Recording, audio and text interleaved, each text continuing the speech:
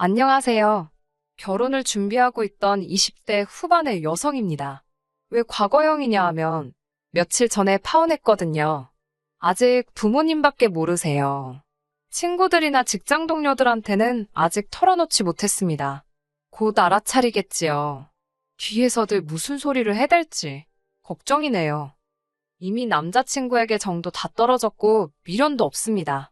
그래도 위로받고 싶은 이유는 의미 없이 제 청춘을 낭비해버린 것 같아 너무 속상해서 그런가 봅니다. 저는 어려서부터 낯도 많이 가렸고 시끄러운 곳을 별로 좋아하지 않았어요. 그건 성인이 돼도 변하지 않는 성격이더군요. 그렇다 보니 퇴근 후에 직장 동료나 친구를 만나 맥주 한잔 하러 가는 것조차 즐겁지가 않았습니다.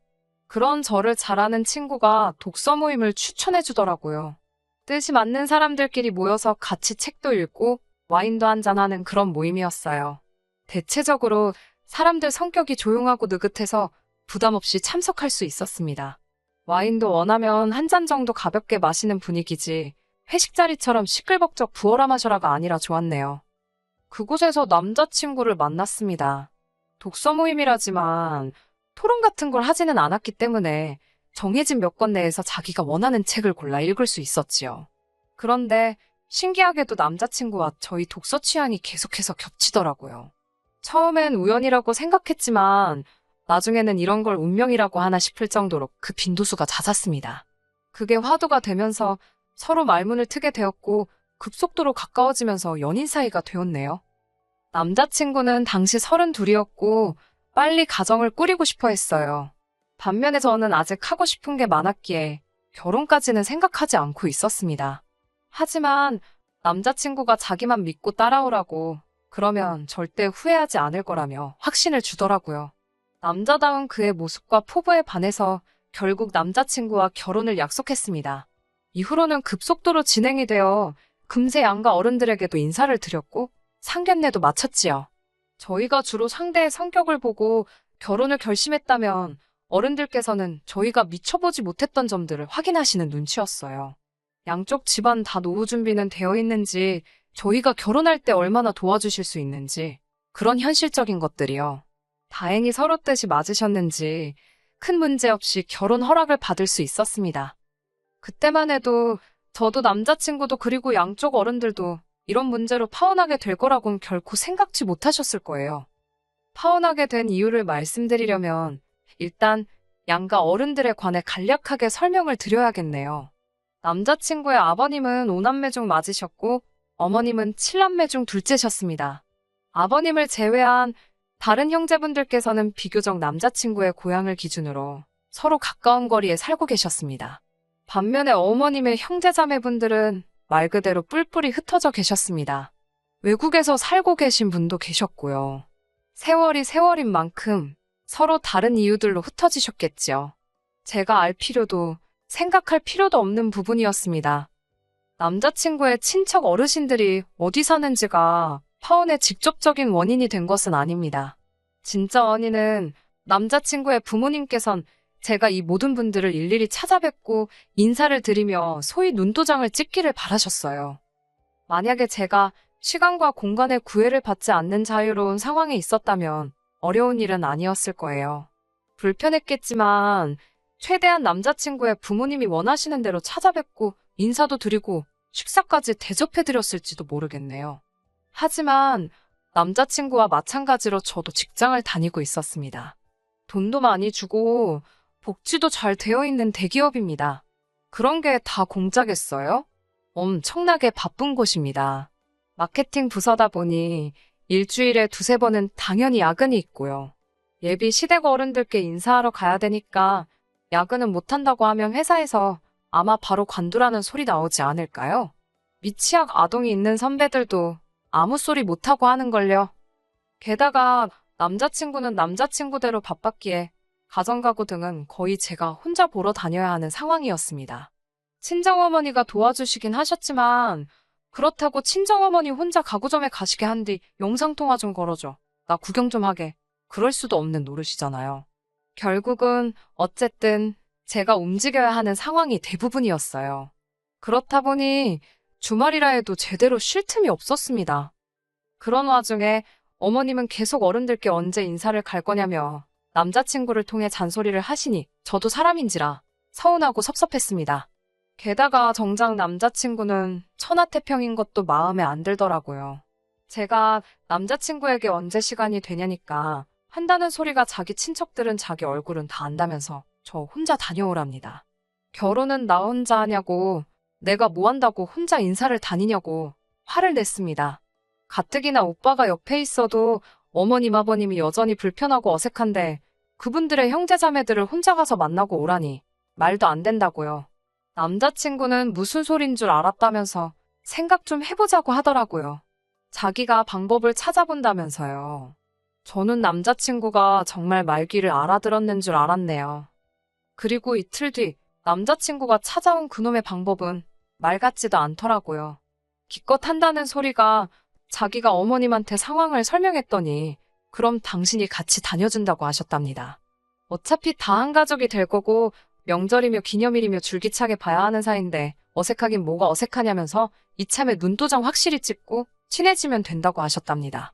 어머님께서 주말 아침마다 노래 배우신다고 동네 문화센터에 나가시는데 저 때문에 당분간 그것도 쉬겠다 하셨다면서 남자친구는 자기 어머니 같은 시어머니가 어딨냐고 저더러 진짜 복받은 며느리라고 그러더군요. 어머니한테 잘해드려 진짜 좋은 분이야. 그 소리도 잊지 않던걸요. 이때 뭔가 기분이 싸하고 찝찝하기는 했어요. 그래도 파혼까지는 생각 못했지요. 비록 속으로 망했다, 더 귀찮게 됐다, 차라리 혼자가 나으려나 그런 생각은 들었지만요. 그런 이유로 자연스럽게 어머님 손에 제 연락처가 넘어가게 되었는데 진짜 문제는 그때부터였습니다. 어머님께서는 친척분들과 약속을 잡으신다며 수시로 저에게 연락을 해오셨어요. 하지만 일을 하다 보면 문자를 늦게 볼 수도 있고 전화를 못 받을 수도 있잖아요. 어머님은 그걸 못 견뎌 하시더군요. 그럴 때면 전화를 10번이고 20번이고 하셨습니다. 처음에는 정말이지 무슨 큰일이라도 난 줄 알고 얼마나 놀랐는지 모릅니다. 답답한 마음에 부모님께 제가 예비 시댁 어른들한테 인사를 다니게 생겼다고 투덜거리니 부모님께서는 한창 결혼 준비하느라 바쁜 사람한테 왜 그런 부담을 주시는 거냐며 이해할 수가 없다 하셨어요. 특히 아버지께서는 너랑 결혼한다는 걔는 뭐하는 자식이냐고 화를 내시더라고요. 이런 건 지가 알아서 중간에서 정리를 해야지 그런 것도 못하는 녀석이냐고요. 제 예상보다 아버지가 화를 크게 내시니까 저도 모르게 중간에서 수습을 해야 할 것 같았어요. 저는 괜찮다고 그냥 다니면 된다며 아버지의 노여움을 풀어드리려고 했지만 별 소용이 없더라고요. 이튿날 출근길에 아버지께서 전화를 걸어오셨어요. 그러더니 이따 퇴근할 때 남자친구도 데리고 오라셨습니다. 그때만 해도 아버지가 무슨 생각을 하고 계신지는 몰랐지만 행여나 남자친구한테 욕이라도 하실까봐 걱정이 되더라고요. 때릴 거냐고 장난처럼 물었더니 넌 아빠를 뭘로 보냐며 신사답게 할 이야기가 있으니 걱정 말고 데리고 오라셨습니다. 그렇게 남자친구를 데리고 집에 오니 부모님께서 고기를 굽고 계셨어요. 생각지도 못한 삼겹살 파티를 하고 한창 분위기가 좋아지자 아버지께서 남자친구에게 종이 한 장을 건네시더라고요. 옆에서 슬쩍 보니까 종이에는 삼촌, 고모, 이모할 것 없이 외갓집과 모든 어른들의 이름하고 주소하고 연락처가 적혀 있었습니다. 저희 아버지가 하나하나 손으로 다 정리하셨더군요. 아버지께선 저에게 다 들었다며 어머님께서 그렇게 며느리 예쁨 받으라고 신경을 써주신다니 감사하다 말씀드리라셨어요. 아버지 말씀에 뼈가 있더군요. 남자친구도 느꼈는지 약간 떨떠름한 표정으로 내내 하는데 아버지께서 당신도 사위가 예쁨을 받으면 좋겠다 싶어서 리스트를 만들었다며 앞으로 당신과 같이 주말마다 인사를 가자고 하셨습니다. 그제서야 남자친구 표정이 뭐라고 표현해야 좋을지 모르겠네요. 당황한 동시에 난처하면서도 짜증도 좀 있었고 차마 싫다 소리도 못하고 아주 복합적이었어요. 볼만하던걸요? 숨막히는 정적이 잠깐 흐르고 남자친구가 먼저 말을 꺼내더라고요. 뭔가 오해가 있는 것 같다면서 남자친구 부모님 쪽이건 저희 쪽이건 어른들께 인사는 둘이 같이 다니는 게 좋을 것 같답니다. 이런 일이 있고 나서야 상황이 좀 나아지는가 싶었어요. 남자친구가 어머님께도 이를 말씀드렸는지 어머님께서 갑자기 연락을 안 하시더라고요. 아버지에게도 감사했고 대처를 잘해준 남자친구에게도 고마웠어요.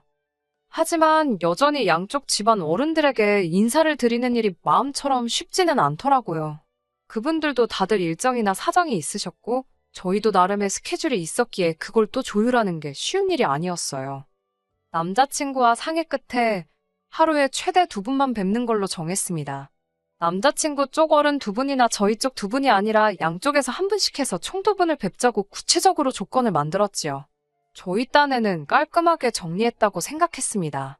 하지만 이게 또 어머님 마음을 상하게 하는 일이 될 줄은 상상도 못했네요. 첫 주에는 어머님 여동생분, 그러니까 남편의 이모님과 저희 외삼촌을 뵙게 되었어요. 이모님과 점심을 먹고 외삼촌과 저녁을 먹기로 했었지요. 이모님이 마침 서울 쪽에 나올 일이 있다고 하셔서 그럼 어머님까지 모시고 같이 점심을 먹어도 되겠냐며 남자친구가 묻더라고요. 이모님도 어머님이 안 계시면 어색하실 수도 있으니까 그러자고 했습니다. 그렇게 다 같이 식당에 갔어요. 분위기는 나쁘지 않았습니다. 이모님이나 어머님이나 성격이 비슷하셔서 오히려 대하는 게 어렵지는 않더라고요. 이모님께서는 자기 조카 같은 남자랑 결혼하는 저는 정말 행운아랍니다. 저는 속으로 남자친구 식구들은 서로를 참 잘 띄워주는구나 생각했습니다. 한편 남자친구가 그 자리에서 조금만 겸손했다면 참 좋았을 거예요. 여자친구가 더 좋은 사람이라던가 서로 행운아라던가 왜 듣기 좋은 말들 있잖아요. 그런데 남자친구는 씩 웃으며 절 쳐다보면서 들었냐며 전 정말 보기 겨운 걸 알아야 된답니다. 저만 모르고 다른 사람들은 다 안다나요.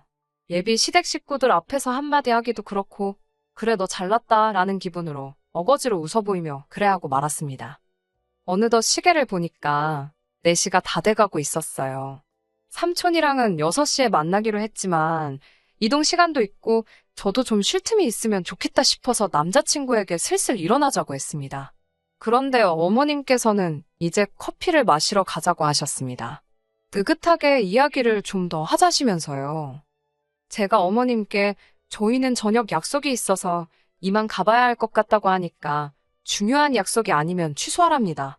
저도 그러고 싶은데 외삼촌을 뵙기로 한 거라 안 될 것 같다 하니 외삼촌이면 당연히 이해해 주실 거라며 자꾸 약속을 취소하라고 그러시더군요.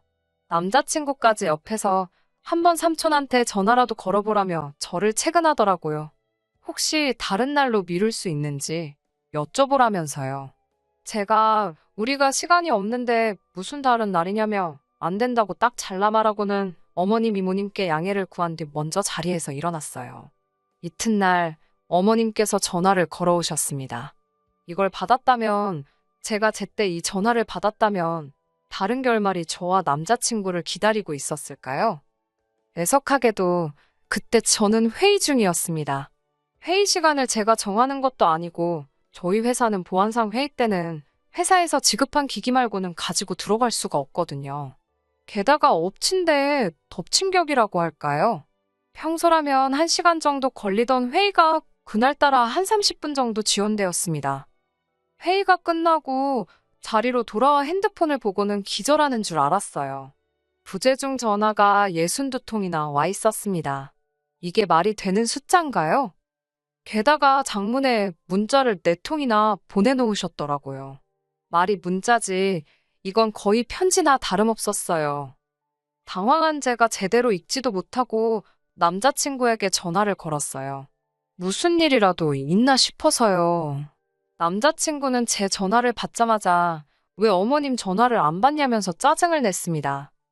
내가 일부러 안 받았겠냐고 회의 중이었다니까 갑자기 회사 욕을 합니다. 무슨 회사가 휴대폰도 못 쓰게 하냐면서 그러다 부모 죽으면 어쩔 거냐고요.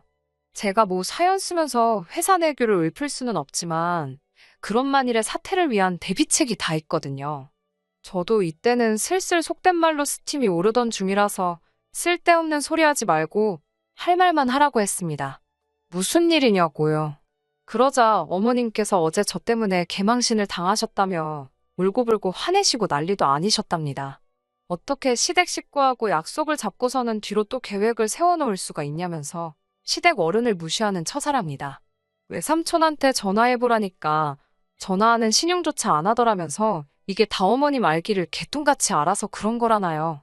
저는 남자친구한테 더 말할 것도 없다고 제가 직접 연락해보겠다고 했어요. 어머님께 전화를 하니 금방 받으시고는 뚝 끊어버리시던걸요. 처음에는 실수로 버튼을 잘못 누르신 줄 알았습니다. 그런데 그렇게 3번이 반복되니까 일부러 그러신다는 걸 알겠더라고요. 저도 어이가 없어서 더는 안 걸었습니다. 급하시면 다시 하시겠거니 하고 내버려뒀어요. 그러자 아니나 다를까 한 5분 있다가 어머님께서 전화를 주셨습니다. 제가 전화를 받기가 무섭게 지금 저더러 뭐 하자는 거냐고 다짜고짜 소리를 지르셨어요. 도대체 왜 이렇게 화가 나셨냐니까 어떻게 우리 집안에 시집 온다는 애가 지 외삼촌 만난다고 시댁 식구를 물먹일 수가 있냐입니다. 제가 무슨 물을 또 먹였다는 말씀이시냐고 같이 4시간이나 있었는데 뭐가 부족하셨냐고 그랬어요. 지금 생각해보면 저도 이미 정신적으로 지치고 예민했던 상태라 어머님한테 내내하면서 애교스럽게 말은 못했습니다. 어머님께서는 다음부터는 시댁 어른들이랑 그쪽 어른들을 한날 보는 약속은 잡지 말라 하셨습니다. 결혼이 코앞인데 그럼 언제 다 인사드리냐니까 그쪽 어른들이야 너 크면서 질리게 보지 않았냐며 이제 시댁 어른들이 저한테 더 중요한 사람들이랍니다. 그러면서 저에게 정말 토시 하나 안 틀리고 너는 결혼하면 그 집에서 아웃이야. 아웃. 그러시는 거예요. 아웃이라니 그게 무슨 소리냐니까 이제 그 집 식구가 아닌 거랍니다. 저는 죽어도 시댁 귀신이 되는 거라나요. 아니 요새도 이런 말을 하는 사람이 있나 싶었더니 바로 남자친구 어머님이 그런 분이셨더군요. 제가 어이가 없어서 그럼 어머님은 아버님 친척분들한테만 잘하시면 되지 왜 어머님 형제 자매분들하고 왕래를 하시냐 물었습니다. 아버님한테 시집 오셨으면 어머님도 그 집에서 아웃된 거 아니냐고요. 제가 그런 식으로 대답할 거라곤 어머님도 생각을 못 하셨던 모양이에요. 잠깐 동안 말씀이 없으시더니 저더러 어른한테 말을 그따위로 하라고 배웠냐면서 저 들으라는 듯이 욕을 하시고는 전화를 끊으셨습니다.